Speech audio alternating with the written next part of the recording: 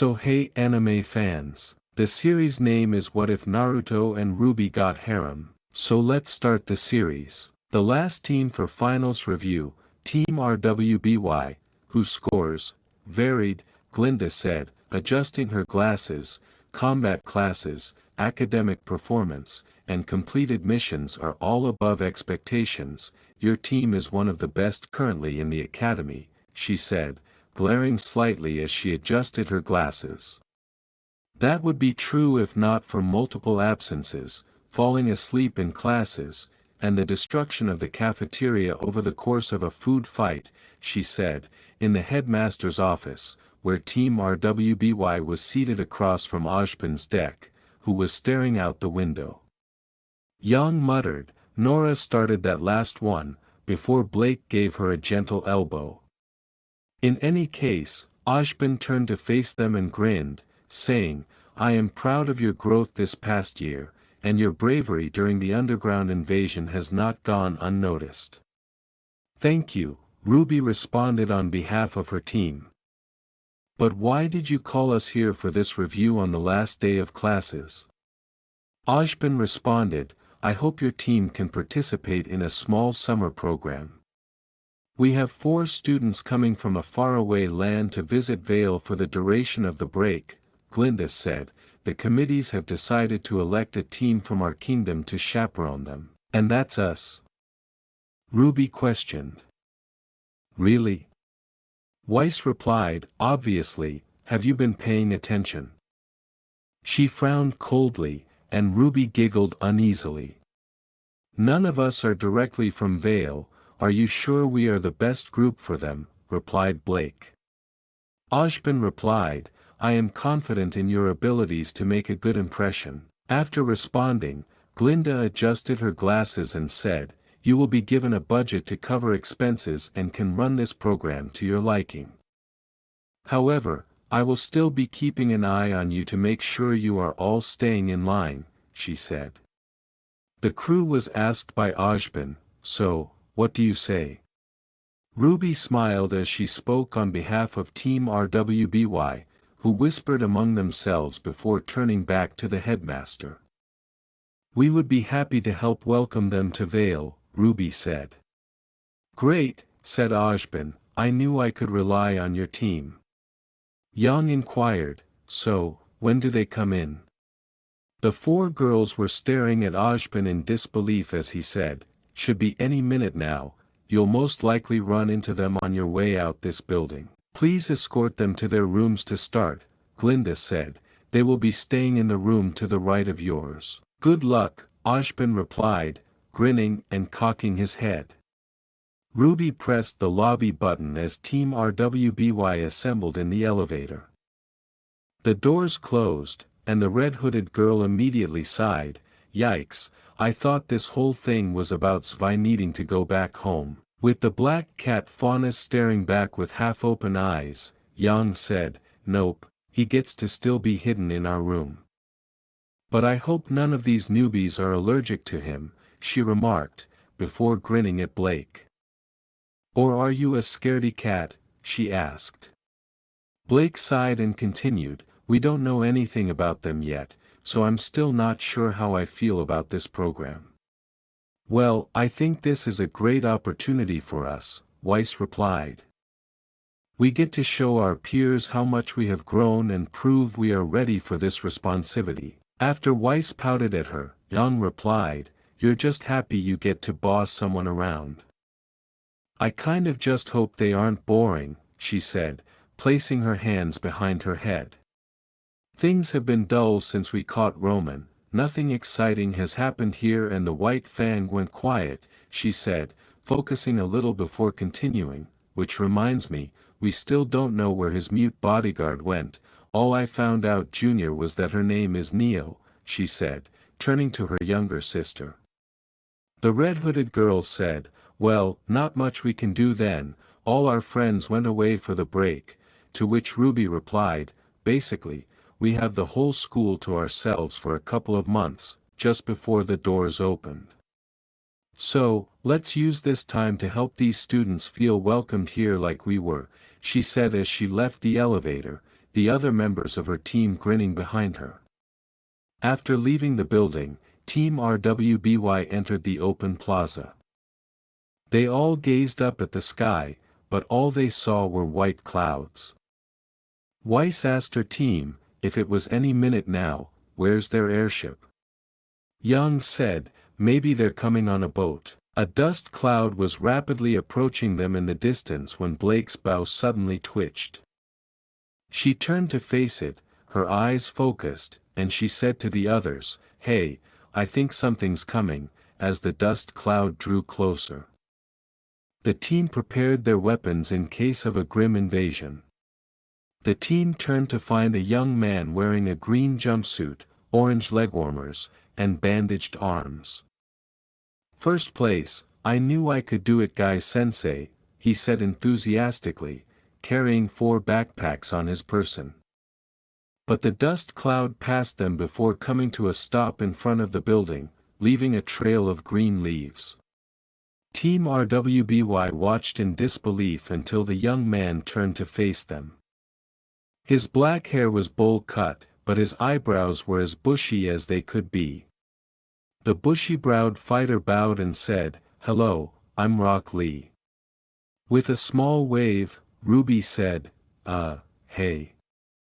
Are you one of the new transfer students? Lee answered, yes, I am, and you must be our chaperones, before winking and giving a thumbs up. It is a pleasure to meet you. She added. Same, Young replied, then turned to stare around. Where are the others? She said, and then she noticed 3 more young men approaching. Oh, there they are, she remarked. One was dressed in orange and black with spiked blonde hair and faint black horizontal lines on his cheeks that resembled whiskers. The other was a young man with slightly longer spiked hair, but it was a deep navy blue color. He wore a gray jacket and black pants with a purple cloth and rope tied around his head. The third young man was dressed in crimson red with a combat vest, with short spiked red hair and a scar over his left eye on his forehead. On his back was a large gourd that appeared to be made of hardened sand, and they were all sandals, just like Lee. The blonde one sighed and added, we told you it wasn't a race, but the other 2 said nothing. I know, but it was a perfect moment for training, Lee said. And look, I already meet our chaperones for this trip. The blonde said, oh, hey, smiling as he turned to face the Rwby squad. It's nice to meet you, I'm Naruto Uzumaki, he stated. Sup, I'm Yang, the blonde fighter said, indicating the others. She's Rwby, that's Blake, and the Ice Queen is Weiss, he followed. Yang giggled and Weiss retorted angrily, hey, don't introduce me like that. The white heiress then collected herself before approaching the blue-haired one. My name is Weiss Schnee, it would do you well to remember the name, she remarked, holding out her left hand. The blue-haired one replied, Sasuke Uchiha, but he did not hold out his arm. Weiss shot back with a cold glare. Sasuke held his ground. Young abruptly shifted between the 2, saying, okay, awkward moment over, before turning to face the redhead and asking, how about your name? Gaara, he replied, crossing his arms. Cool, with the names are out of the way, let's get you to your rooms, replied Yang. Rwby answered, oh, I can show the way there, and asked, follow me, before running off, leaving a trail of rose petals in her wake. Lee replied, right, and ran off, leaving a path of verdant leaves in his wake. Naruto said, so, she does that too, and Yang nodded. They trailed behind, with Blake and Gaara. Weiss glared at him and lowered her hand as Sasuke passed. We have already put away the belongings, Lee said, and we have decided on our first task while here, as the groups finally caught up to the 2 speedsters. Naruto said, really, what is it? Rwby turned to her sister and said, "Well, how about a little exhibition match?" "Dad always said you can get to know someone when you spar with them," Rwby replied. Young stated, "Yep, and I'm down." Sasuke answered, "I don't see a point to this." "Then let's make it interesting," Weiss said. "Loser buys lunch." As Naruto retorted, "Oh, you're on. And when we win, I'll eat until I explode." Young smirked and asked, "Are we confident? Then, let's see how this hunters versus huntresses match goes." Naruto questioned, "Sure, but what are those?" "You don't know what a huntress is?" Rwby said. Gaara responded, "We have a different term, shinobi." Rwby said, "Oh, what's that like?" Turning to face the four young guys, Blake responded, "I think I figured out where you're all from. The terms you use are somewhat different compared to the other kingdoms, but the results can be similar." "It's like a ninja," he said. Naruto said, "Cool, you're our interpreter then," before grinning and saying, "But let's get to the match first, because I'll already be starving from the journey." "This is gonna be fun," Yang said, pounding her hand together after she asked, "You like to rush in, don't you?" "We'll just make this a last one standing deal," Yang stated to the opposite side of the arena as the eight headed toward the fighting arena, with Team Rwby assembled on one end and the four shinobi standing on the other. "Just give us each a minute to get ready," Yang said. Naruto gave a thumbs up in response, saying, "Got it." "So, 4 of us against 4 of them, seems fair," Yang said in response before turning to face her team. "Well, we should go easy on them," replied Rwby. Lee said the 4 of them are all from a different team, so they aren't used to working together like we are. "Okay then, we just do the old divide and conquer thing," replied Yang. "I'll take Naruto, he seems fun." "I think I'm the only one of us that can keep up with Lee," Rwby said. "I'll fight him," Weiss retorted, "Sasuke is mine, and I'll defeat him." The blonde brawler turned to Blake and said, "That leaves you and the guy with the gourd over there," pointing back to Gaara. "Someone's got a crush forming," Yang muttered, half open-eyed, but Weiss frowned at her. "You said you knew a bit about where they're from," Weiss responded. "Can you tell us more about them before this match?" "However, they compensate by combining aura and semblances to perform powerful techniques, but they don't use those terms, it is more commonly called churka and jutsus," Blake replied, loading her pistol. "They don't use dust and their weapons are simple," she said, then readied her weapon before turning back others. "There's a lot more I don't have time to explain, so we should be ready for anything," she said. "Wow, you know a lot about this stuff," Rwby said. "Where did you hear about this?" Blake broke eye contact and replied, "I read it in a book." "Don't ask which one," she remarked, while the others displayed a puzzled expression. Naruto said, "Hey, we're all set here. Ready when you are." Rwby remarked, "Okay," and then she nodded to her team. "Then, let's do this," she exclaimed, and everyone on her team put their guns down. Freezer burn. Weiss made an ice glyph on the floor with that order, and Yang immediately used silica ember to blast the ground. A cloud of mist covered the arena, obscuring all of the warriors. The white heiress and blonde brawler then charged in, with Rwby and Blake flanking from either side. However, a shinobi interrupted each participant. The white heiress realized it was Sasuke, who had the same sullen attitude as previously.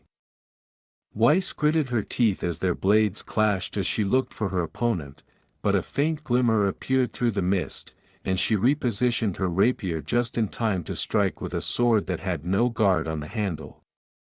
Lee's body was in mid-spin when he rushed into Rwby. "Leaf Hurricane," he yelled as the red-hooded girl blocked the kick with her scythe. She then slashed back, but the bushy-browed shinobi ducked and leaped back. He placed one arm behind his back and the other out with 4 fingers pointing up. The sand then leaped to ensnare her, but the black cat faunus slashed it apart with her cleaver.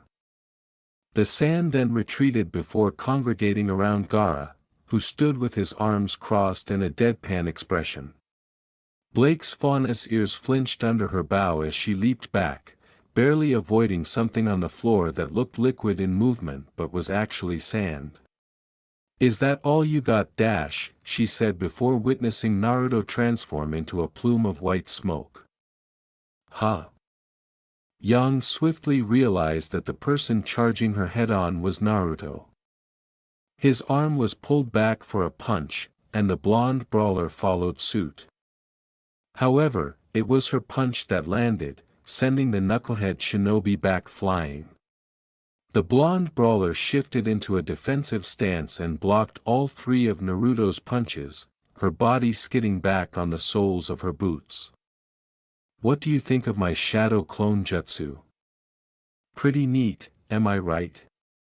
Naruto said from behind the blonde brawler, and Yang turned around, gasping as 3 Narutos jumped towards her with a punch reeled back. In response, Yang grinned and said, "Meh, Blake can do something similar, and you'll need to make more if you want to beat me," to which Naruto grinned. He then made a plus sign with his index and pointer fingers. Suddenly, another plume of white smoke burst over the mist, and as it all subsided, Yang realized that she was now surrounded by 30 Narutos. "Ha!" she said before all of the Narutos rushed in. The red-hooded girl aimed the end of her crescent rose at Lee, but he dodged the bullet.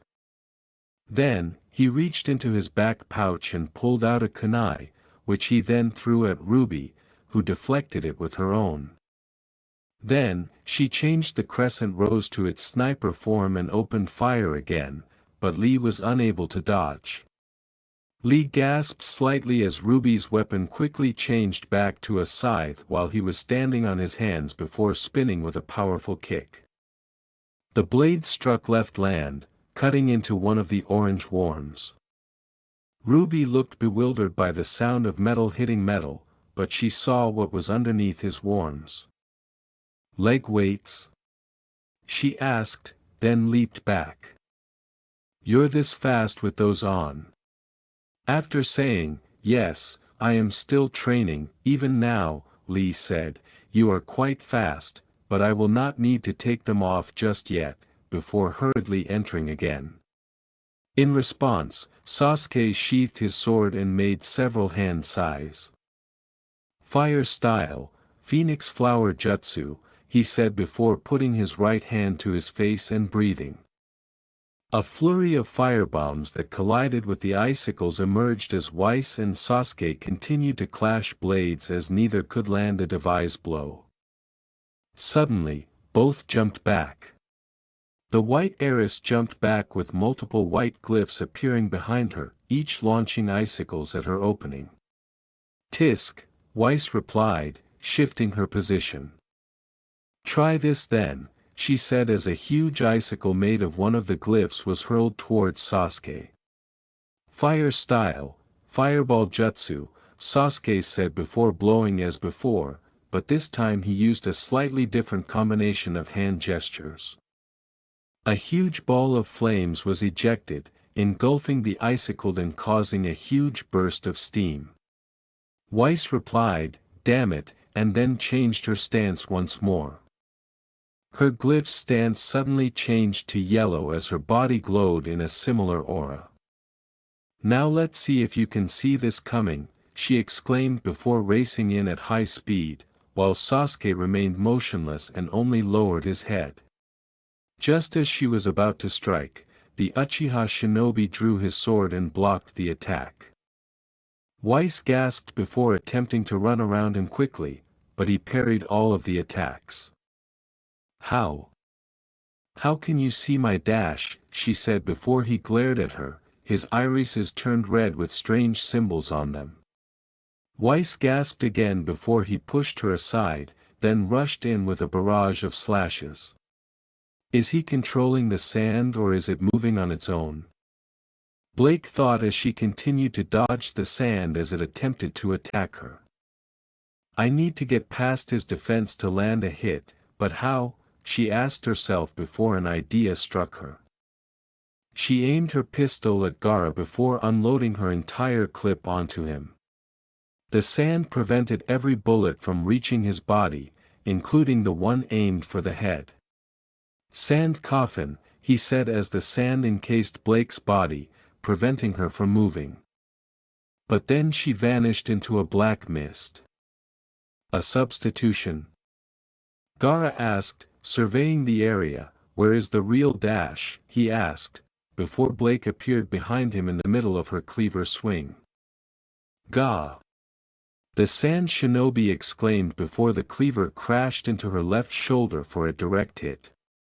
But when Gaara's body went limp and turned into the sand, Blake's eyes widened. She attempted to jump back, but the sand encircled her, leaving only her face visible. Glancing around, she saw a pile of sand with Gaara emerging from it. When did you? Blake asked. As Blake perspired in terror, wondering what would happen if he closed his palm, Gaara said, when you thought I took my eyes off you, before lifting his right hand in an open palm. You took your eyes off me, the sand shinobi murmured. Sucks for you that I have the best crowd control weapon, Yang said as she continued to fire, but then realized that her gauntlets were running low on ammunition. Oh, she said as she fought off wave after wave of Naruto charging at her, her shotgun blast hitting several clones at once and forcing them to despawn as others rushed in. One of the Narutos yelled, "Get her," before the others hurried in. Yang, however, grinned as she launched herself into the air with her other gauntlets in the final round. As the Narutos collided, Yang promptly reloaded her weapons and then rained a shower of fiery rounds onto the closed, causing a huge cloud of smoke to form as they dispersed. Had enough, the three Narutos smirked as they leaped away from the smoke. One of them tried an uppercut, but Yang dodged it with her shotgun gauntlets. The other two grabbed her arms as she gasped, and the first Naruto repositioned himself as he reached the ceiling before jumping downward. The other two slammed Yang's back against the floor, with the first kneeing her in the stomach. Yang rushed in after pushing up and slamming her fists together. Just getting started, she exclaimed. The red-hooded girl was gasping for air as she and Lee continued to fight. You are a tough one, but there is one major flaw with your style, he said before charging in. Then, he delivered a wild punch that knocked Crescent Rose out of Rwby's hands. Rwby gasped, but she failed to notice that Lee had changed positions. The bushy-browed shinobi then kicked her in the chin, sending her into the air before she could open her eyes. Eat this, he said before grabbing Rwby and spinning while descending. Primary Lotus. Lee exclaimed before slamming Rwby into the floor with enough force to shake the building. He then leaped out of the smoke cloud created before he fell to one knee. Weiss cried out in terror as the dust settled, Rwby. Rwby groaned and muttered, but, ouch. I'm okay. That will mean I am out of the rest of the sparring match, Rock Lee said, raising his hand. I will help her, he added. Before rapiering her weapon, Weiss sighed and turned back to face Sasuke. I need to finish you off quick before we get too much of a disadvantage, she said. Sasuke then pointed his sword at her, causing it to spark with light blue electricity. Suddenly, a beam of lighting was fired from the weapon, and Weiss gasped before being impaled by the lighting spear in her left shoulder, which pinned her to the wall behind her. She screamed in agony before dropping her weapon, gritting her teeth and glaring back at Sasuke, who remained deadpan. Sasuke remained silent before dropping his hand, which caused the lighting to dim. Weiss's body came sliding down the wall while he held her left arm. I knew this was a waste of time, he mumbled, and then he left, drawing a frown from the white heiress. When Gaara noticed Sasuke leaving, he sighed and then lowered his hand, causing the sand surrounding Blake to crumble. I quit, he said, before leaving. Blake looked perplexed, but he then rushed to see how Weiss was doing. The sand shinobi stood beside Sasuke as they watched the final two exhibition match participants. The blonde brawler blasted two of the clones away, but the real Naruto remained and created four more. Yang gritted her teeth and then saw one of the clones leap off the one that had punched her, but the blonde brawler blocked the blow, sending her backwards. The clone said, "Naruto," as Yang was launched high into the air towards the real Naruto, who then unleashed a downward kick to the face. "Uzumaki barrage," the knucklehead shinobi exclaimed as Yang's face slammed into the floor. Naruto then landed on the floor with his arms crossed. "I think that means we won," he said, then noticed something in the air. "Huh, a hair?" he asked, before confirming that it was one of his own. But it wasn't his. Yang pushed herself up slowly, her eyes red, her teeth gritted, and then she rushed one of the clones and punched it in the face.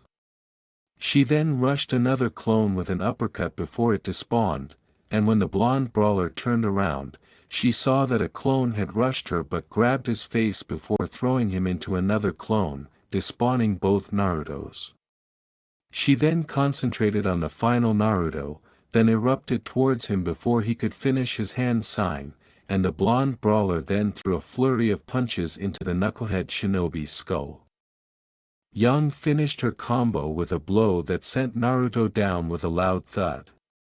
Then, turning to face the other, Yang saw that Sasuke and Gaara were both staring back at her. "You guys want some?" she yelled, and they both remained silent, just observing.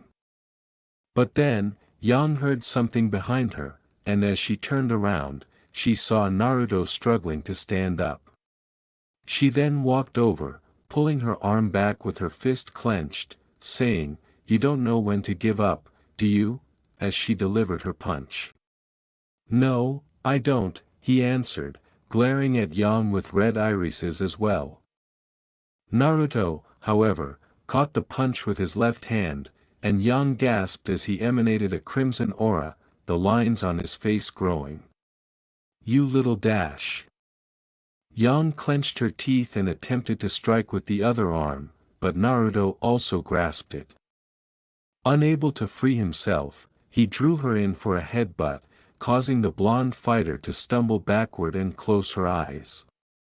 When she opened them, though, she gasped when she saw that Naruto had created a second clone, this one that wrapped its fingers around his right hand and formed a revolving blue ball of energy in the palm.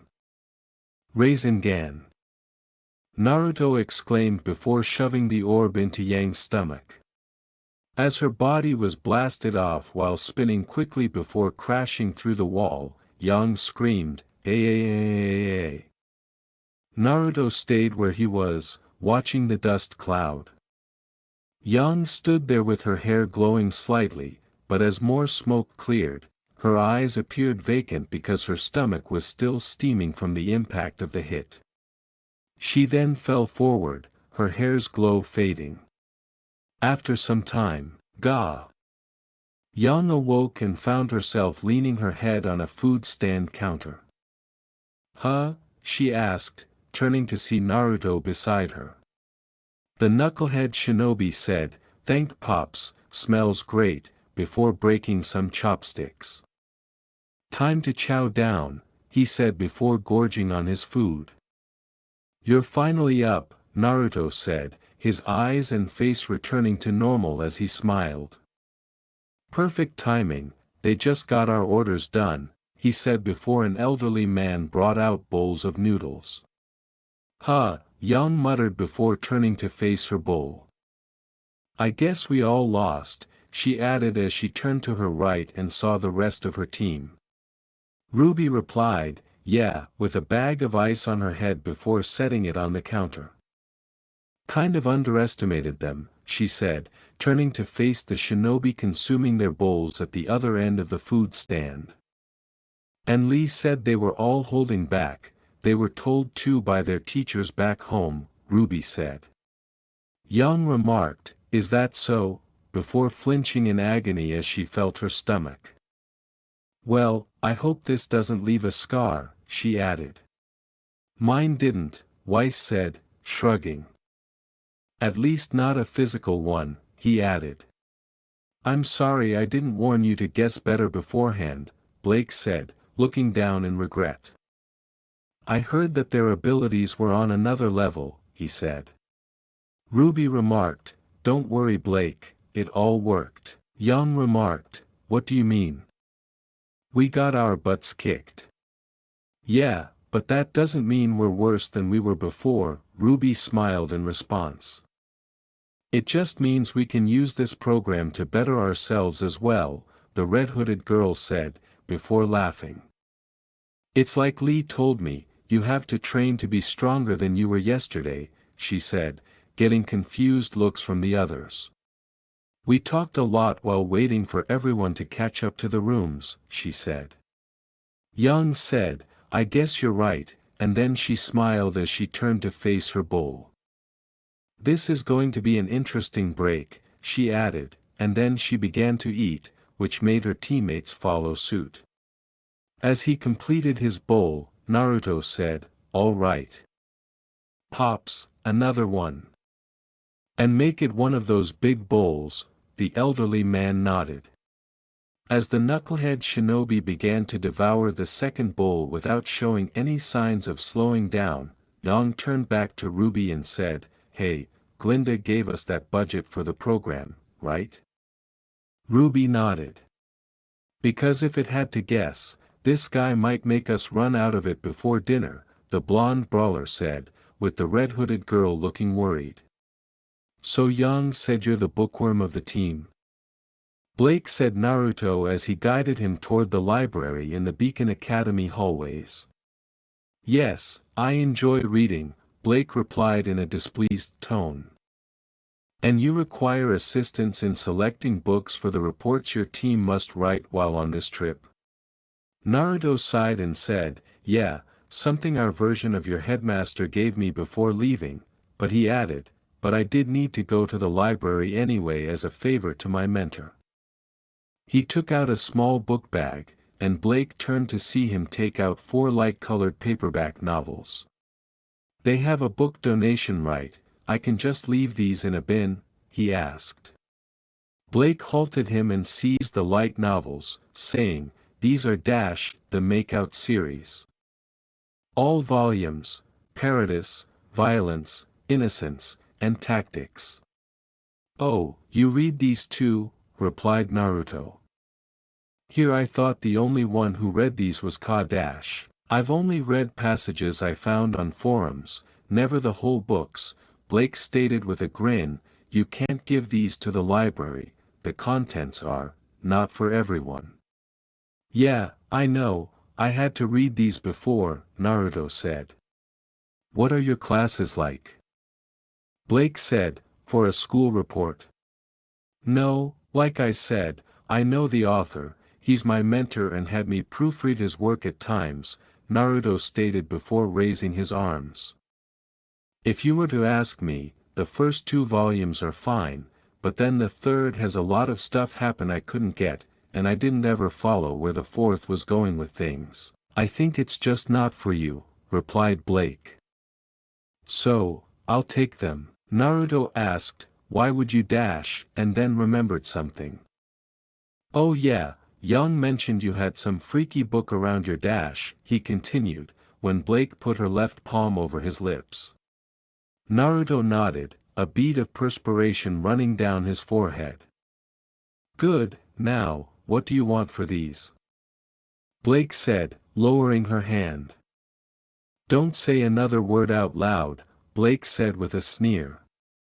Or I will cut out your tongue, and Yang's too, got it, she added. Naruto answered, write my book reports.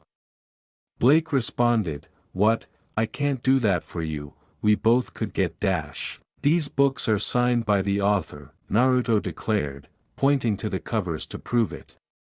I've only read about him in interviews, but if he's your mentor, you must know more about him than anyone, Blake said as Naruto handed her the book. So, do you think you could let me meet him one day? She asked, and he smiled. Naruto answered, that wouldn't be a good idea. Before placing her hand close to her bow, Blake asked, why? Do you think he hates people like me? No, you would definitely be his favorite fan since you're probably the only girl that read his books here, replied Naruto, and that's why you shouldn't meet him. Blake said, sighing and then grinning, oh, I guess it would be kind of embarrassing for him for me to talk about his book like this, I didn't think of that, thank you, he said. With a nervous chuckle, Naruto said, no problem, adding, it would definitely be embarrassing for all of us, as Blake left while already reading the first volume. In the meantime, Gaara and Rwby engaged in combat on the training grounds. The sand shinobi scowled as he held out his right hand, causing a claw-shaped sand mound to collapse over Rwby's position as they sparred in the open field outside the training grounds. Boop, she said as she rushed him, dodging wave after wave of sand strikes with her speed. And boop a third time, he said, searching the area for his target before feeling a tap on his other shoulder. Boop again, Rwby said, dodging more sand, and Gaara clasped his hand, thinking he had her. Gaara questioned, why do you keep saying that? Habit of a friend, Rwby said, laughing as she withdrew her hand. When he saw that someone was gone, Gaara remarked, I see, as the sand started to return to his gourd. Your speed is quite impressive to bypass my sand, he continued. Are you this much faster without that massive weapon of yours?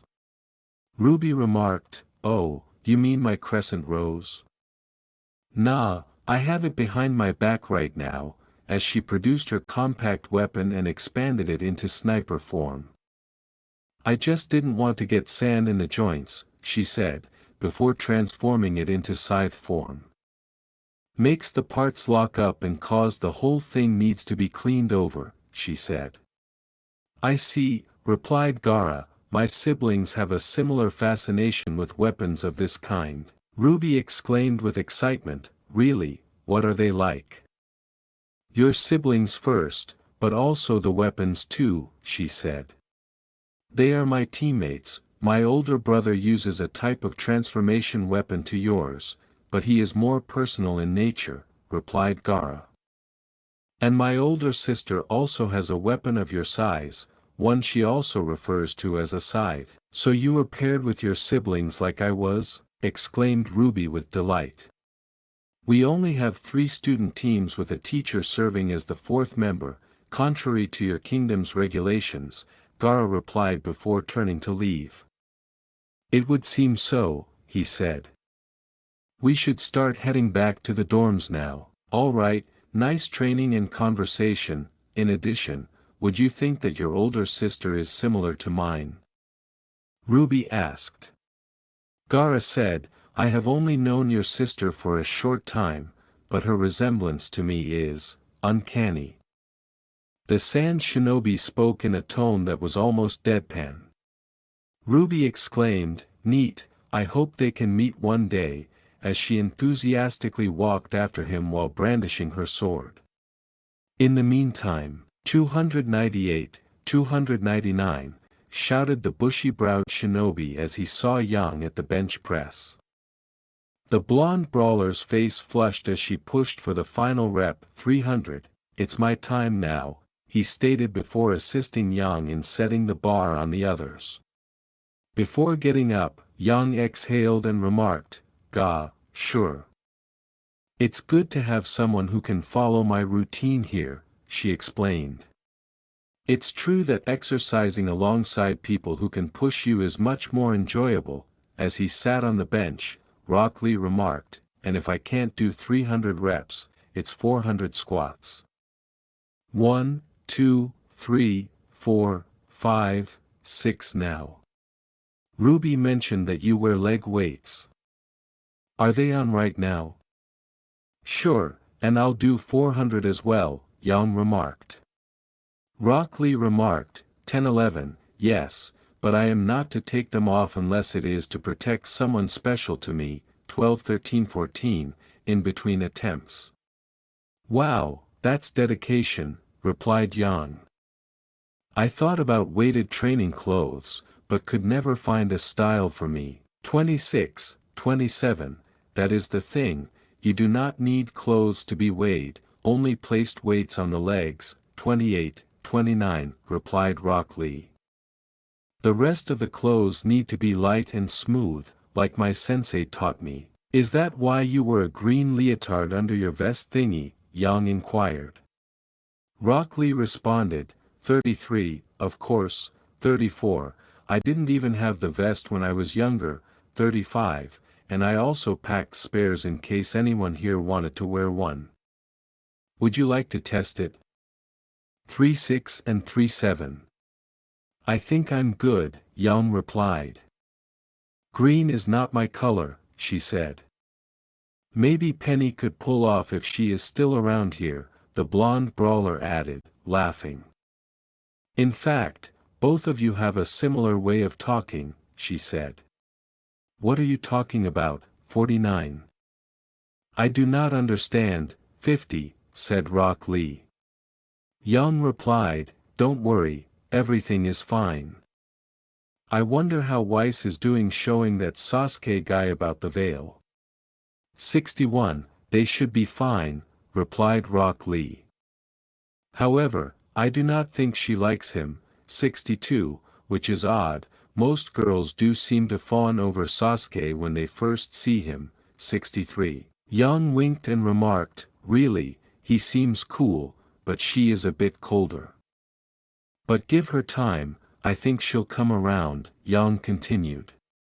In the meantime, why did I have to start with showing this guy about here and end up with a short straw? As she guided Sasuke through the streets of Vale, which is close to the kingdom's harbor, Weiss remarked, you aware that I can hear you? As Sasuke noted, you were meant to. And that's all I read from you, Weiss replied, look, nothing personal, but I don't like people who act so much better than everyone else and don't care about anything around them, before glaring coldly. Is that so? Said Sasuke, frowning slightly, what gives you the authority to say what I find personally offensive? If you want my opinion, all I read from you is a privileged brat who complains the moment something does not go her way, or someone does not act to her wishes, he stated, as Weiss stared back. In short, you're annoying, the Uchiha shinobi continued, with Weiss crossing her arms. You don't know me at all, Weiss said. Am I bothersome? Weiss raised her voice and said, anyone would be irritated if they grew up with a father who destroyed the family name, a mother who drank alcohol to drown her sorrows, and a younger brother who would rather do the wrong thing than follow in the footsteps of the aforementioned father's terrible footsteps. Other than that, I felt alone until I got to Vale to meet my team. That's mine, then. What's your sob story? She added before laughing. After a brief pause, Sasuke turned to go. You wouldn't get it, he said in a weary tone.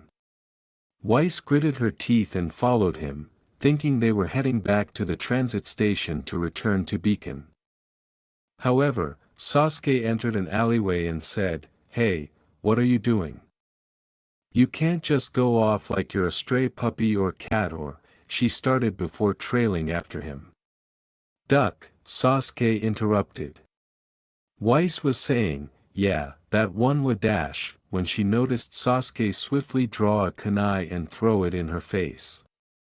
The white heiress heard a metal clang and ducked the projectile, which continued toward a new target. Weiss turned to see a small woman in the alleyway with pink and brown hair that matched her eyes. She held an umbrella with a partially drawn hidden blade, saying, "Neo."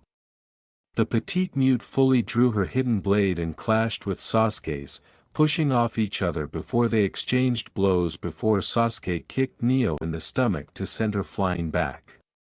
Neo grinned as she shifted the colors of her eyes. Neo gasped as she watched her opponent rapidly make hand gestures before launching a smaller fireball jutsu in her direction. However, Neo sheathed her hidden blade and then opened the umbrella, blocking the fire as she rushed in.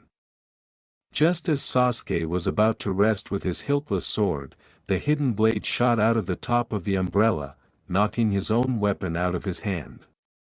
Tisk, Sasuke gritted as Neo smirked, and she started stabbing towards him with her weapon, pushing him back as he attempted to dodge.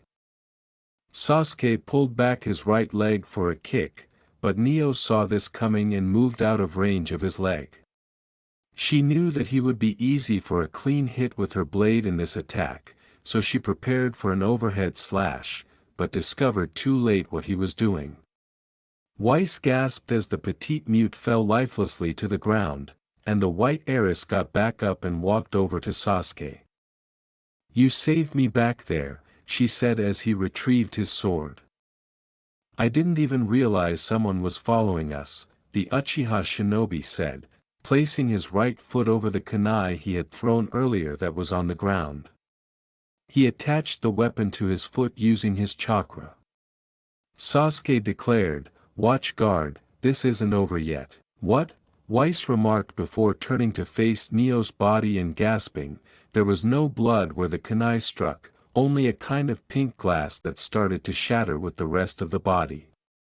"A substitution," said Sasuke. "This enemy is most likely to surprise attack us again." "Alright," Weiss said as she prepared her rapier. She and Sasuke watched one end of the alleyway, waiting for Neo to make her move, but like their opponent, no sound was heard. They waited for a moment longer, wondering if Neo had fled during the confusion.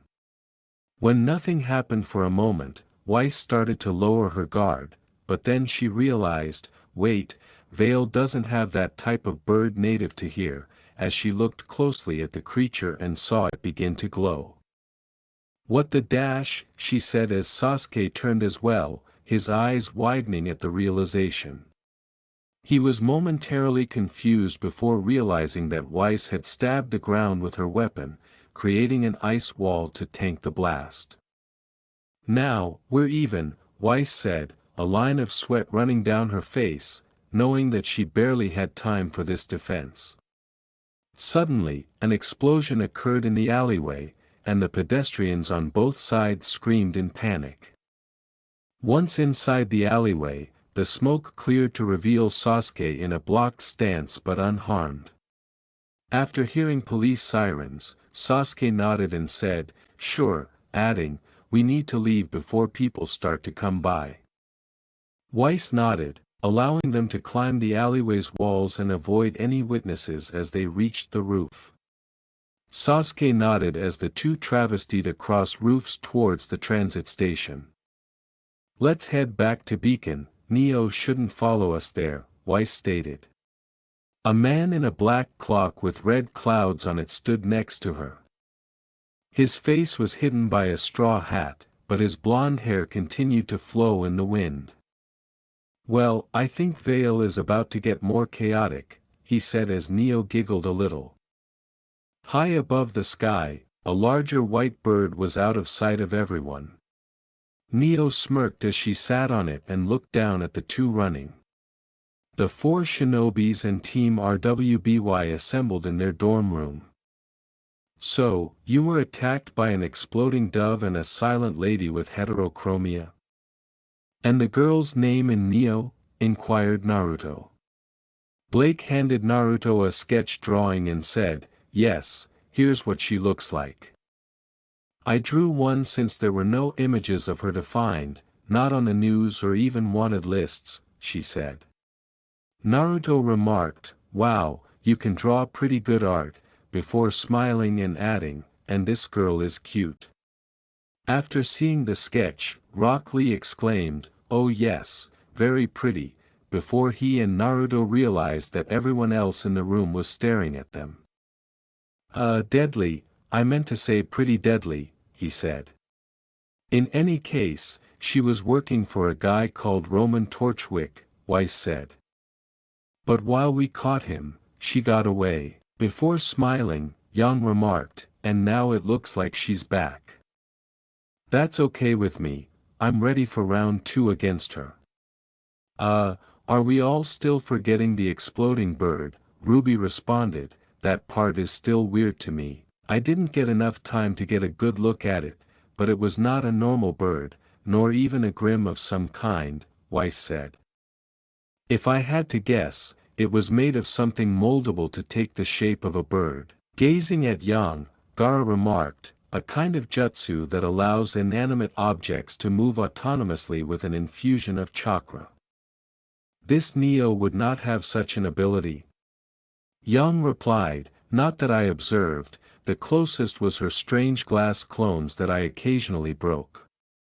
"So she's working from someone from your region then?" Sasuke said, "Most certainly," before turning to face Blake.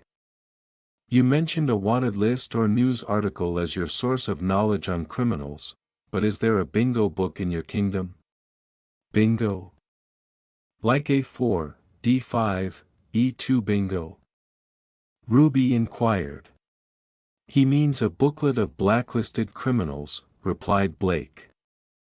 "They're highly classified and only given to veteran huntsmen to take down threats to the kingdoms," she stated before raising her arms. "You think one of those will have information on the bomber here?" "Potentially, yes," said Sasuke.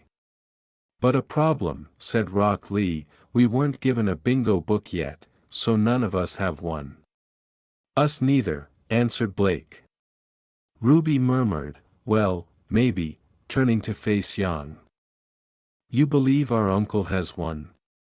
"Probably, but not like we can ask him to mail it to us without him getting worried about what we're obviously going to do," Yang stated with a grin, "and I think I know someone who can help." Weiss remarked, "Great, let's go." "Hold on, maybe you should stay back here in case Neo or someone else tries to attack," Rwby said.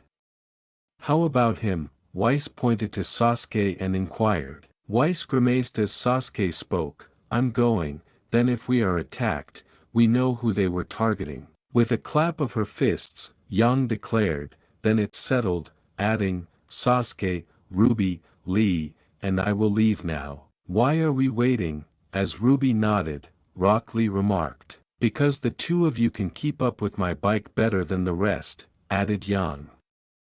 "All right, team, let's go," she uttered those words before exiting the room with the others shortly after. After a little bit, the bar was just shutting at the club as the crew began clearing the tables. The bartender may have been drinking when he heard a faint voice say, "Dynamic entry." The bartender glanced at the bushy-browed shinobi and gasped as all of his thugs pointed their rifles at him. Yang, are you sure this was allowed here?" Rwby asked as the other entered. He heard Rwby smash through the front door and knock it off its hinges. Yang responded, "Yeah, I do it all the time," turning to face the bartender. "Sup Junior, need a favor," she added. "Why, Blondie?" "The insurance agency already raised my rate from your last visit," Junior said, setting down his glass. Yang retorted, "Calm down, we're only here to speak and not ruin the place, except for the door. In fact, you can help clean this place and fix the door," she replied, turning to face Rwby. "I know you can rely on me." The goons gasped at Rwby's strength as he remarked, "I built and repaired my dojo, this is nothing to me," before he lifted one of the enormous doors. In response, Yang said, "Great, Rwby helped clean too." Rwby responded, "K," and then hurried over to collect all of the empty bottles. As she and Sasuke headed up the bar, Yang said Junior, see, everything is fine. So, about that favor, she added. Oh, all right, what is it? Junior inquired. Assuming this facility, Sasuke said, we need a bingo book, so I don't need to explain. No, I get it, Junior says. I recently just got a couple I was going to see off for some extra cash. As Junior stared back, Yang retorted, great, well take one for free, come on, do me a solid. Junior replied, you are the worst kind of customer, and turned to go. Yang said, oh, and a strawberry sunrise for me while you're at it, while Junior tightened his fist. What else would you like? Sasuke answered, no, adding, and don't ask the others. Yang said, okay, grumpy pants, as Junior left.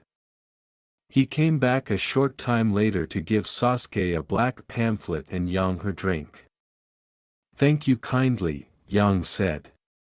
Junior replied, just take it and go, and don't break any more of my club. As Sasuke began to turn the pages of the bingo book, she replied, all right, just give me a minute for this, and then she took a sip. So, how do we know where to start in this thing? She asked. Sasuke replied, I have a guess, unfolding a page. And it was right, he continued, presenting Yang with the page, which showed a man with long blonde hair covering one eye and a menacing grin. Mercenary specializing in explosive jutsus, and member of the Akatsuki, Deidara, he said. So she's our bomber, then? Yang responded, then looked closer, wait, are you referring about today's explosion? The news just said it was a dust accident, Junior inquired. Yang replies, nope, but then he realizes something, wait, you mentioned that he's an Akatsuki member. What is that? They're an elite group of mercenaries that have led to the death of the strongest shinobi in the land, replied Sasuke. Not much is known about them as a whole, over even their endgame, but they are not to be taken lightly. You speak as if you've met some before, replied Junior. In fact, when I was looking through the book, you sort of looked like one of the guys in those weird cloaks. And what details do you know about him? With a narrowed look, Sasuke murmured. I would answer him, Junior, I have a feeling he will not be as nice to you or this place as I was, said Yang. Tisk, I'm not taking this, Junior said, turning to face a pair of identical girls dressed in red and white. Get them, Malachite twins. Melanie retorted, no, I broke a few ribs the last time we fought her, while Yang grinned. And I don't want to fight him, he's hot, Miltia stated. If he wants information, give it to him. Then, why did I hire you two? I know nothing about him or any of these freaks, but if you think one of these guys is in Vale, then I need to get out of here as soon as I can, Junior remarked before the twins exited through the rear door. Damn it, he murmured, turning back to Sasuke. As Junior clenched his teeth, Sasuke said, would advise that you assume you aren't already in contact with them. Why else would you already have the bingo books? They would only be useful to those like us who are looking for solutions and those like them who are looking for targets. Yang responded, oh, he can see through your lies, and then she sipped her drink. You're in trouble now, she continued. Grr, Junior said firmly as a stream of perspiration trickled down his cheeks. As Rwby hurried over, Rock Lee replied, there, all set, after reinstalling the door on its hinges. I see you are finished cleaning, he said. Rwby responded, yeah, even went back to sweep up the rose petals, before extending 2 white flasks. But I found these bottles nearly full like they barely drank anything, Rwby added. What is it? As he accepted one of the bottles, Rock Lee remarked. I don't know, I think milk, Rwby said. So, let's get this area cleaned up as quickly as possible, shall we? As she lifted the bottles, she murmured, "Gah, it tastes too bitter for milk," exclaimed Rock Lee, clinking their glasses together as they drained the flasks. "Blah, it's possible that this went terribly wrong." Before she and Rock Lee dropped the bottles, Rwby stated, "I'm done wasting time, tell me what you know about it." Sasuke continued to gaze at Junior at the bar when a huge smash sounded. He, Yang, and Junior turned to see the door on the floor, shattered in half. Rock Lee replied, "See, I knew could fall the domino," with a silly smile and flushed cheeks. He then heard many guns lock onto him, and he turned to see the thugs pointing at their target. "Hey, what is wrong with you?" Before giving a shaky glance, he replied, "You know it's rude to stare," he said before rushing in. The goons opened fire, but no shot could hit Rock Lee as he dodges all over the place, then uppercut the goon with a mustache, Taya. He knocked out the thugs one by one after kicking one in the stomach, headbutting another, and then launching a ferocious jab into another in the face. "What's up with you, Lee?" Yang yelled. Yang turned to face Sasuke, who stated, "TSK, his sensei warned us of this, adding that if Lee ever consumes alcohol, he will turn into a whirlwind of chaos that will destroy everything in its path." "You took him to a bar, too?" Junior answered, "I'm out of here," and hurried to the rear exit. "Don't worry, we're not finished yet," Sasuke said as he chased after him, but was cut off by Rwby. "Out of my way." "But you're in my way," Rwby replied, gazing up at Sasuke with hooded cheeks, "and it's my way or the highway." Sasuke leaped back, almost escaping having his chin slit, as she uttered those words before swiftly pulling her scythe and slashing it upward. Yang yelled out, "Rwby, you're too young to say you drank too." "You are, too." "And I know you are," Rwby said, stumbling, "but what am I?" Sasuke remarked, "Great, they're both like this now," before watching Junior go in the back. "TSK, Yang, I'll calm down Rwby, you focus on Lee," he replied. "I got it," Yang said, gulping down the remainder of her strawberry morning. "All right, Lee, it's time to get sober," she said, preparing her gauntlets. "Don't let me hurt you," she urged. "Do you want to fight?" In response, Rock Lee said, "Come on, I'll battle you on your own level," he said before dashing in. Yang assumed a defensive stance at first as Lee unleashed a flurry of random punches and kicks. She blocked the strikes while looking for an opening, then went for an uppercut. However, the attack missed as Lee grabbed her arm, then tossed her over his shoulder and onto the floor, creating a quake on impact. "See, what goes around comes around," he said before Yang grabbed his collar with his other hand. "Gah! Back at you!" She moved to sit on his chest and threw a series of blows into his face after saying this before smashing his body into the ground with a stronger tremor.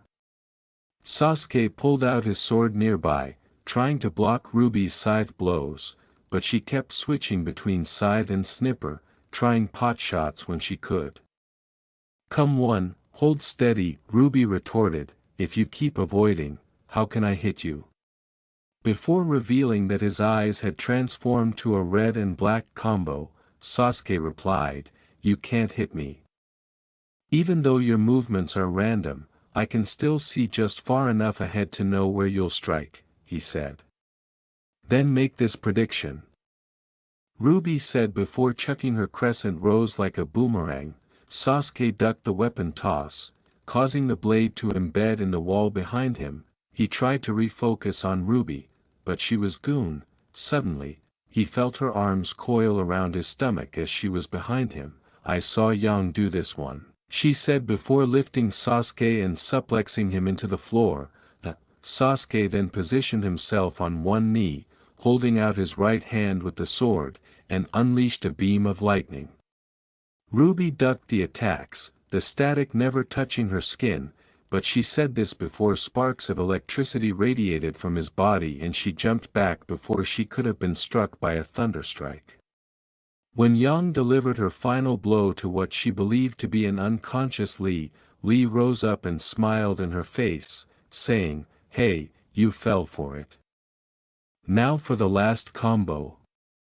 Lee remarked, before head-butting Yang off him, "I was just pretending to sleep," he said before charging in with more punches and kicks. Yang struggled to read his moments as he went for a left cross, but as it missed, a right jab from under connected with her stomach, sending her back. "Gotcha. Alright, that's it." Yang retaliated with a barrage of blows, but Lee sidestepped them all as her eyes turned crimson and her hair shone a blazing yellow. Rwby burst out laughing as Sasuke remembered the illumination from his blade. "What, you are giving up?" she inquired. Sasuke declared, "I'm ending this now," and briefly disappeared. "What?" Rwby spoke before being kicked in the chin and sent flying.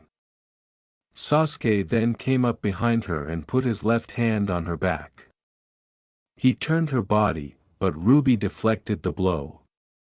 Before she could react, though, Sasuke had already launched his second blow, slamming his left forearm into her neck.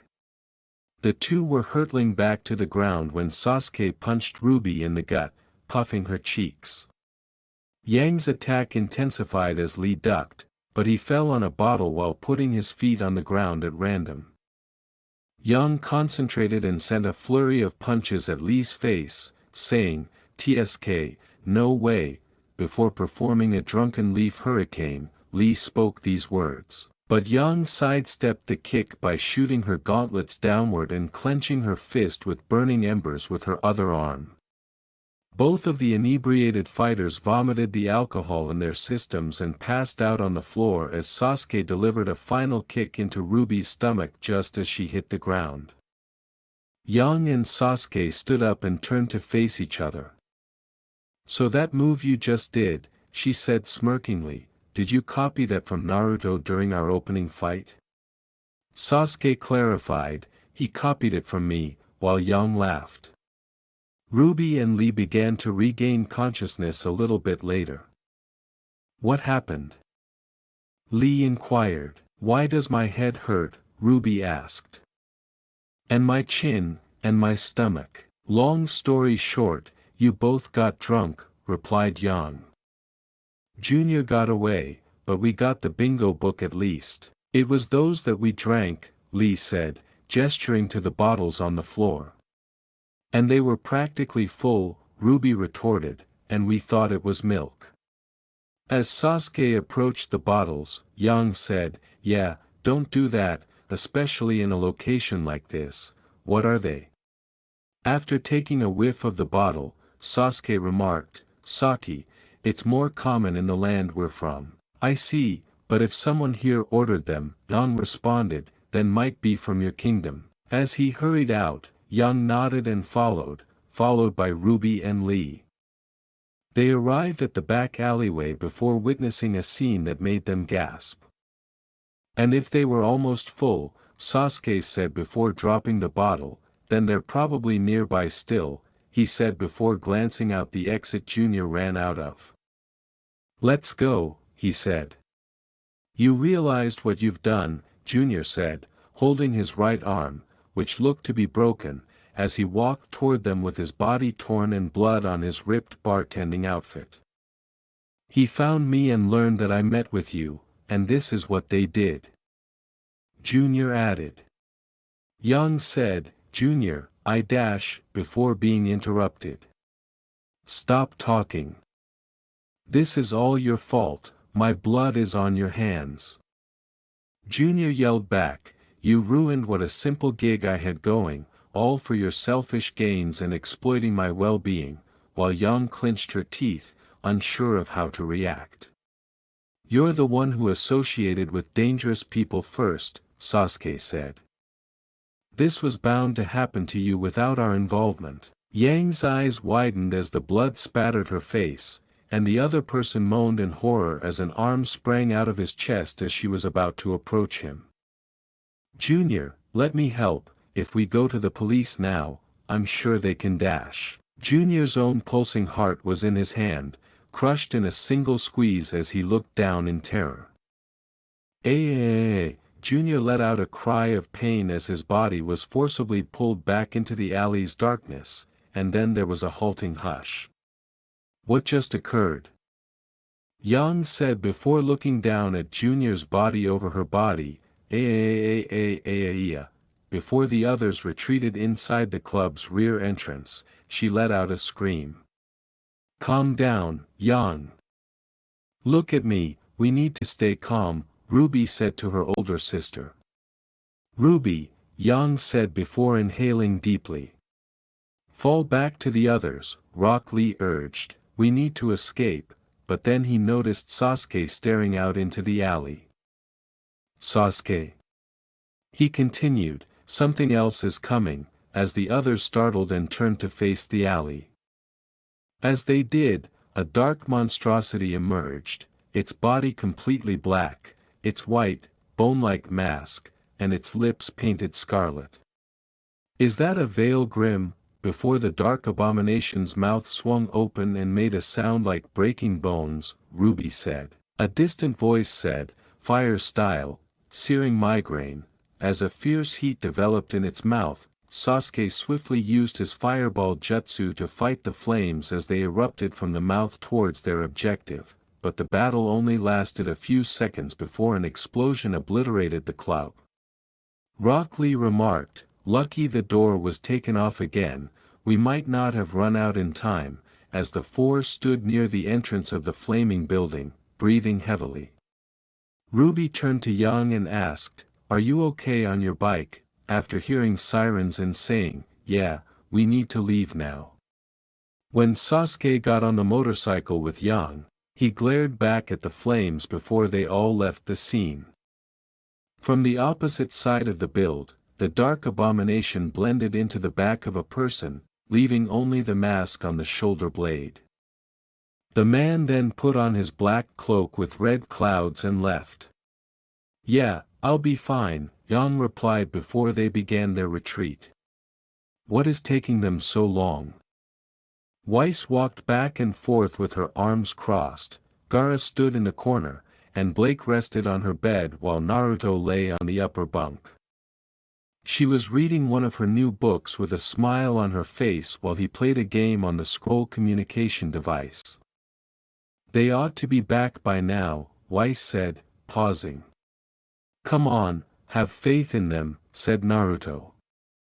"Even if they ran into trouble, I know Sasuke can handle anything thrown at him." "You two seem to know each other well despite being on different teams," replied Weiss.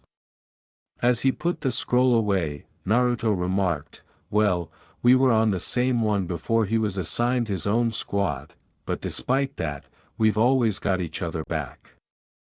"I see," Weiss remarked, pausing her motion. "So, what's the history of that guy? What happened in his life to make him such an emotionless, elitist jerk?" she asked, as Naruto stared at her in confusion. Naruto paused.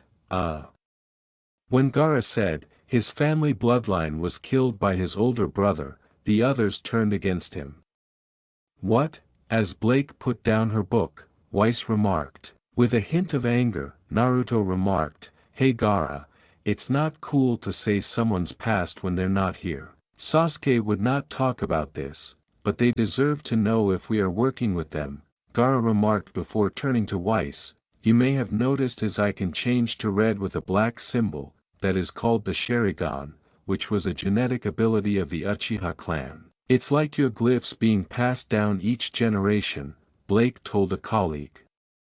"From what I heard, it's more common with abilities that relate to eyes." "But why did his older brother kill everyone but Sasuke?" Weiss inquired. "Nobody knows for sure," Naruto apologized.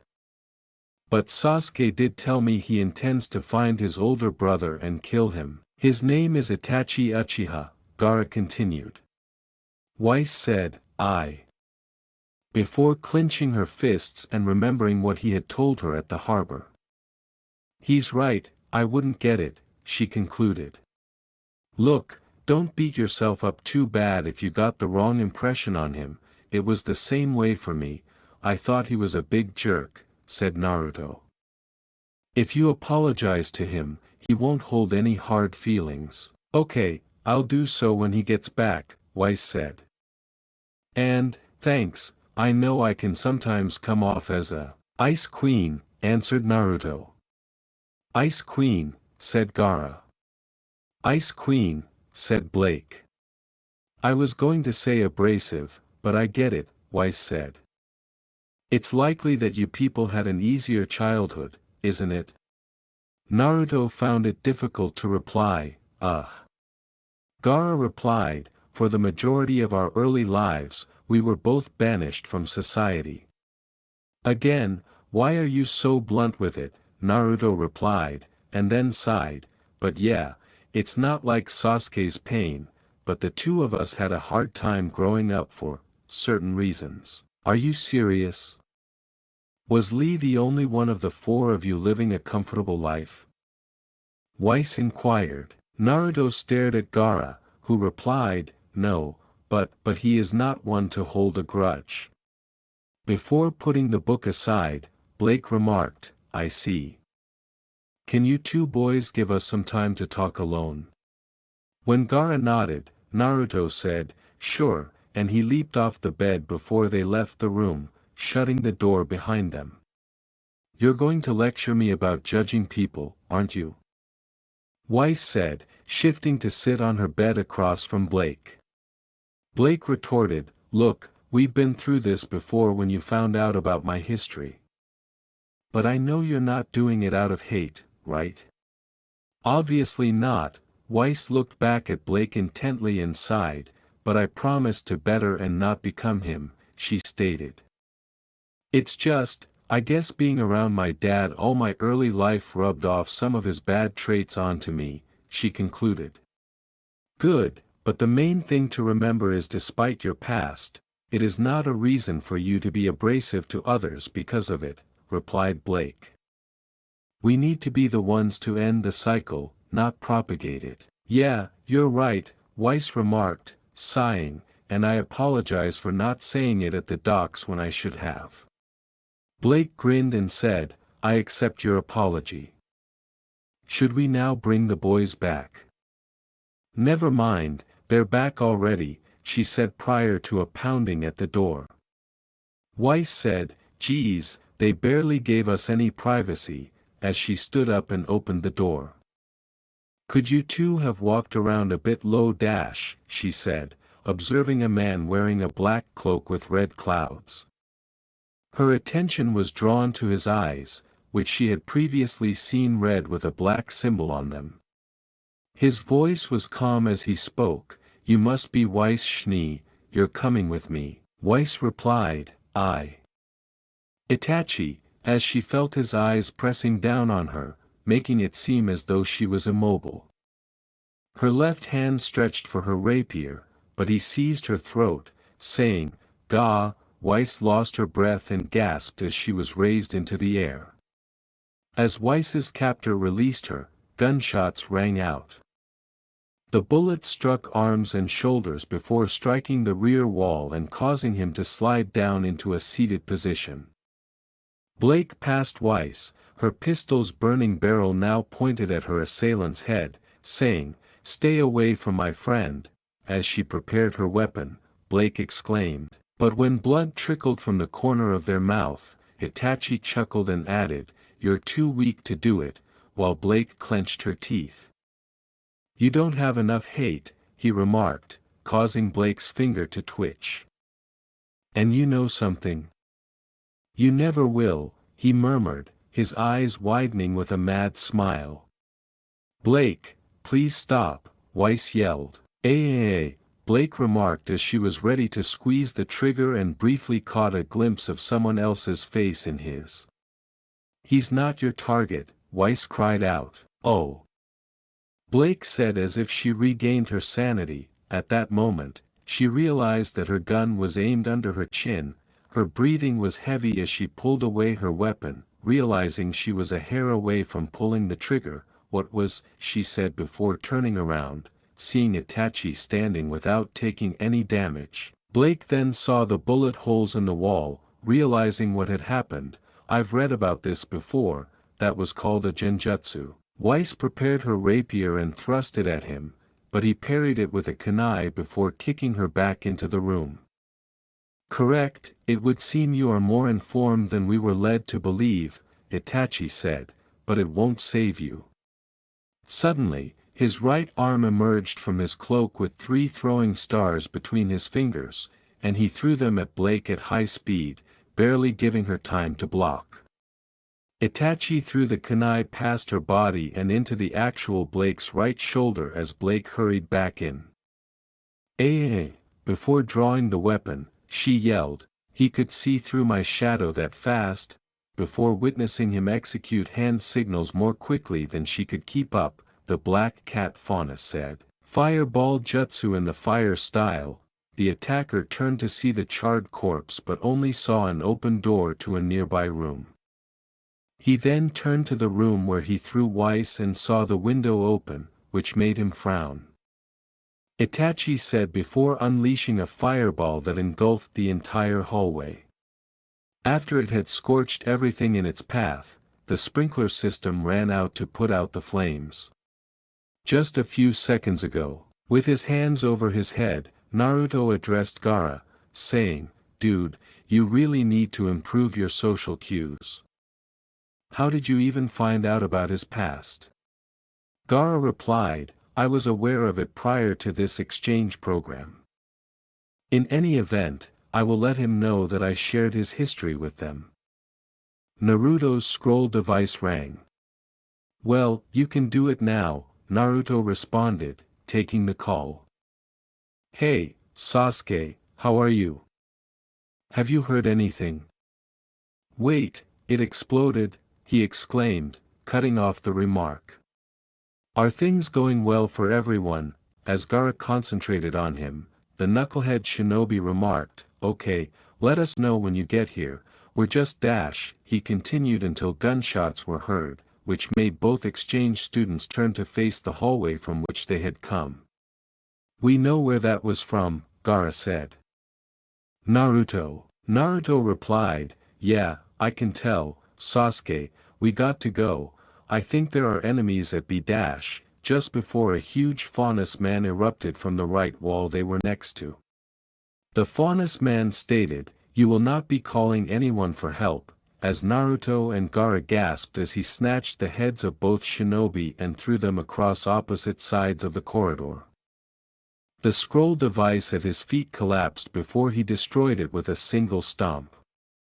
"Who is this guy, please?" Naruto said, glancing at his mask that resembled Grim.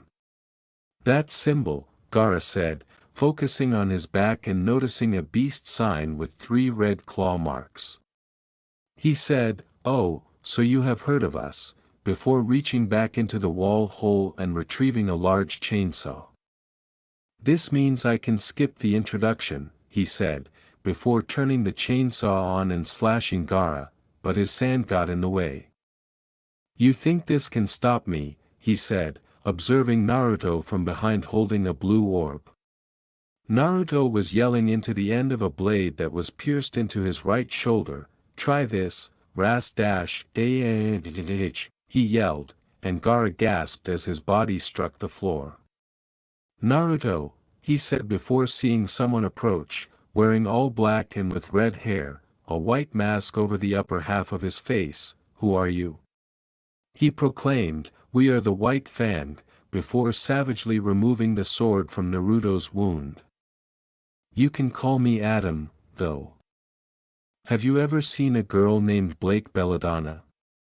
Gaara clenched his teeth and said, "Tisk," while the chainsaw kept tearing up the sand. After declaring, "I wouldn't hold back any information," Adam trampled on Naruto's wound. "Aya," Naruto yelled. Adam scowled and replied, "Now, I'll ask again. Where is she?" But all Gaara could do was scowl back. "All right, your friend here can die, he said before he was about to stomp. However, Naruto repositioned his body, catching Adam's foot with his right hand. What?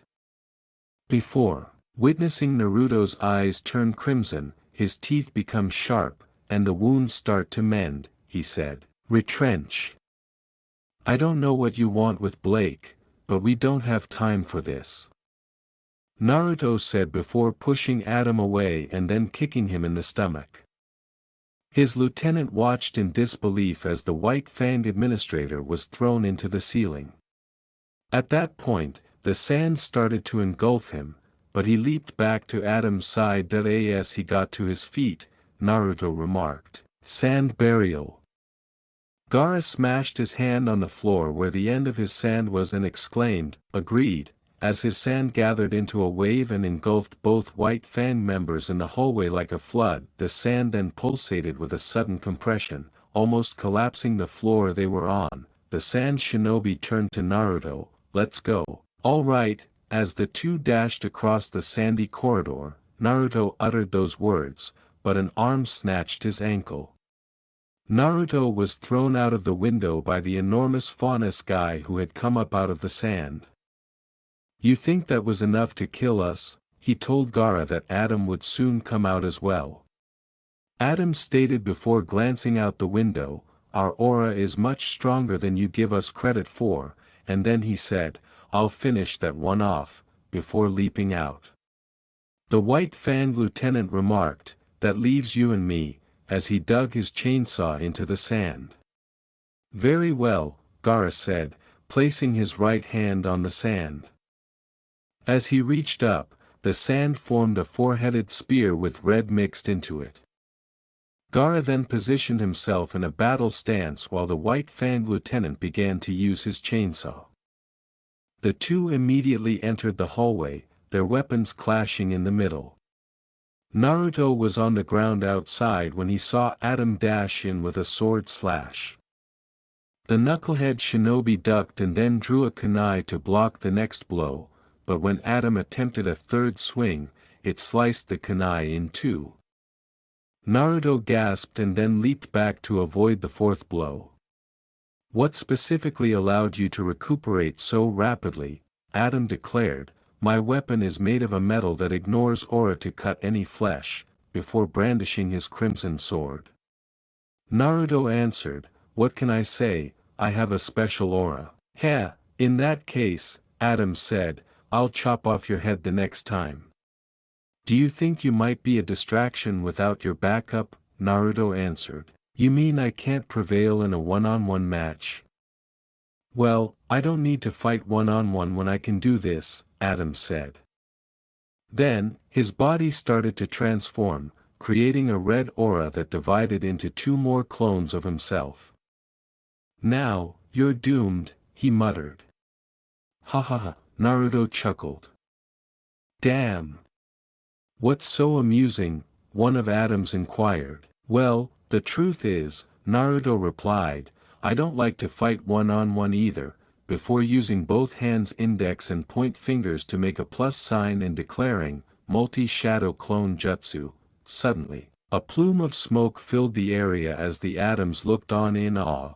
Surround them were over 100 Narutos, each readying a new kunai. "Let's go," he remarked as all the clones rushed in for a full-scale fight. "You think that sand is enough for my metal?" Gaara argued with the White Fang lieutenant back in the corridor. Reaching out, he grabbed Gaara's face and whispered, "Rethink." As the swing was in motion, the sand erupted from the ground to protect Gaara's neck. The White Fang lieutenant then slammed the sand shinobi's body into the floor, shattering Gaara's gourd.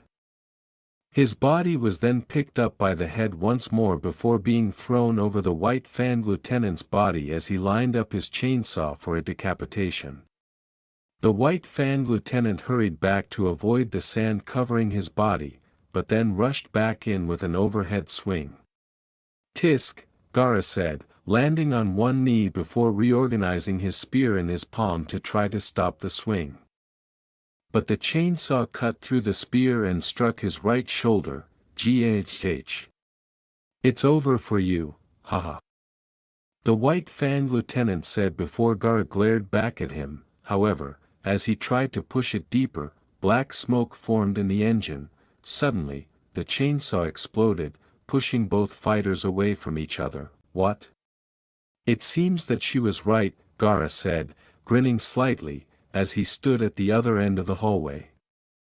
Sand in the joints can cause the weapon to lock up, the sand shinobi said, before reassembling his spear and throwing it at the white Fang lieutenant. It landed on his chest, but his assailant was unfazed. You believe that throw was strong enough to harm me, hee. It barely went through the skin, the white Fang lieutenant mockingly said. The white Fang lieutenant watched in horror as the sand spear rushed deeper into his body. That was the point, Gaara said before clasping his hands and saying, "Sand coffin." Gaara then held out his right hand in an open palm as though he were grasping something and said, "If your body as a whole is too strong for my jutsu, I'll target the vital organ. You're small." In order to complete the battle, the white Fang lieutenant hurried in as quickly as he could. Burial in sand. The same moment, the same that had formed in the white Fang lieutenant's body, which had encircled his heart, had compressed, Gaara remarked as he closed his fingers. Oh no, the sand shinobi took a few breaths before lowering his palm, and the white Fang lieutenant gasped before spewing blood, his body turning limp as he dropped a few inches from Gaara's body. Outside, the clone battles reached their peak. Although the atoms had whittled the army down to 4, only one ragged white Fang swordman was left with his clones on the ground beside him before they vanished.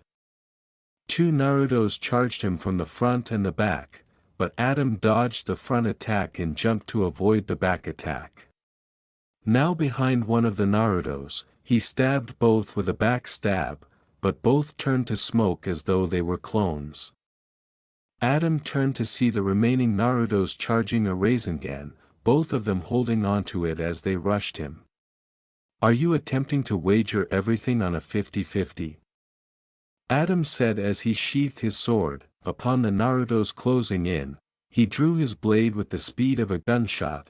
The resulting slash decapitated one of the Narutos, but it was revealed to be a clone, as the last Naruto carried the Rasengan for the final attack. He gasped as a gunshot was fired. Naruto looked down at where a hole in his stomach was, then saw smoke emerging from the end of the sheath. This is the power of my wilt and blush. Oh, after coughing up blood, Naruto grinned and turned to smoke. What? Adam asked bewilderedly. Where is the actual one if the last one was a clone? As he landed on a cloud of sand, Gaara declared, "You've lost," adding that, he already left the fight to go save his friends. Adam remarked, "I assume you killed my lieutenant," while Gaara remained silent. Gaara replied, clasping his hand, "If you leave me no choice, I will do the same to you, surrender now." Adam pointed with his sword and exclaimed, "Ha ha ha ha. No," but then he saw something about the sand shinobi. "That scar on your forehead," he continued, "was that caused by your hands off by others trying to brand you?" After a brief pause, Gaara answered, "For this scar, both can indicate the same thing." Before concentrating, "Please tell me which scar you conceal beneath that mask." Adam responded, "You'll have to rip it off to find out," before shifting his position. Gaara concentrated as his sand encased his body in a spherical cocoon. "In the meantime, come on, we can't take on an enemy like that head-on," said the black cat Faunus as the white heiress agreed as Blake and Weiss ran through Beacon's grounds. "All right," Weiss said, "Hey, what happened to your gun back there?"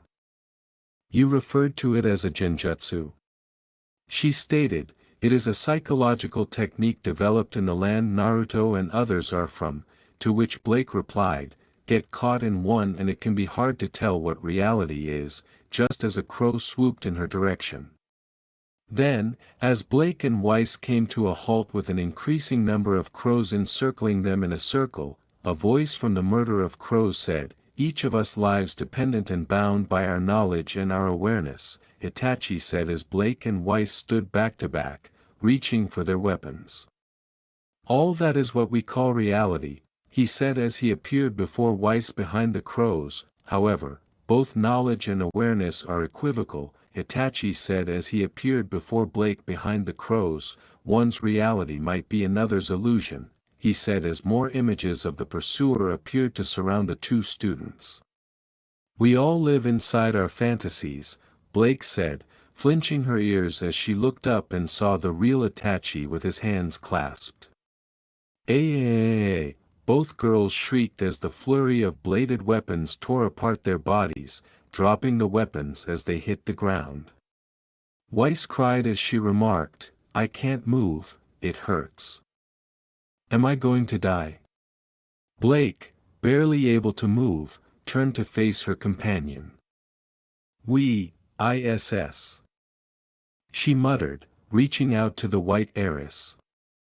Both girls exuded an aura as she took her friend's hand. Weiss's eyes suddenly widened. "Wah," she said before looking over her body, seeing no harm dealt to it. "What happened?" The white heiress turned to face Blake, who was rising as well.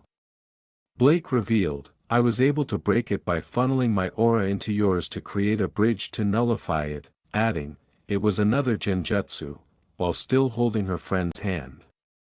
Weiss replied, "Thanks, I owe you one." Before both turned to face Itachi, who was standing with a fixed gaze, Blake stated, "Consider us even for the first time. There's no use running, we need to fight him head-on," she said as they both retrieved their weapons.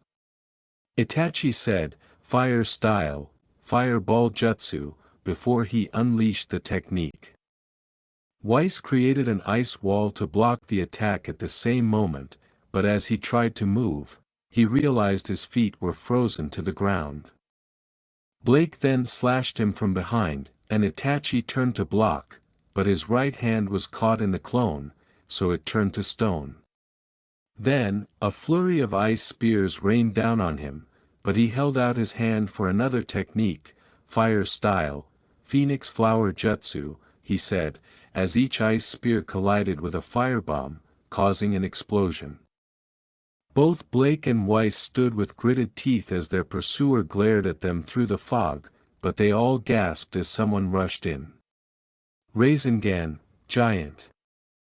"Hey, sorry for the delay," Naruto said with a smile as his clone turned to smoke. Naruto and his clone shouted as they carried a violently spinning orb that was more than twice as big as any attack of this kind before. It hit Itachi's body, sending him flying into the side of the building with a ground-shaking blast. The ensuing shockwave blew away the fog as Naruto tried to catch his breath. Weiss replied, "We were wondering where you were," as she and Blake hurried over.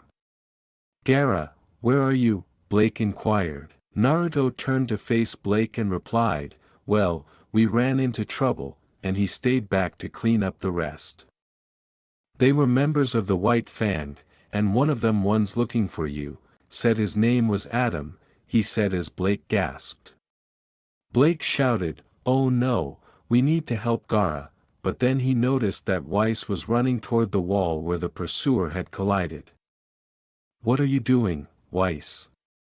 Blake said.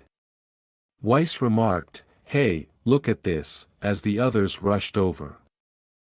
They saw the pursuer's lifeless body, and she said, "It's not the same person as before," noting that his hair had become orange instead of black. "It's Roman Torchwick," she said. In the meantime, Adam kept dodging Gaara's sand assaults, but as he attempted to regain his balance, a single clump of sand encircled his left leg. "Sand burial," Gaara uttered from within the sand cocoon, just before Adam's left leg exploded with blood. TSK, how can he even see when surrounded by sand? Adam cried before he managed to free himself from the sand hold, only to discover that his leg was now immobile. That's how, Adam stated before firing the sand eyeball with his sheath after he noticed a little orb above the cocoon.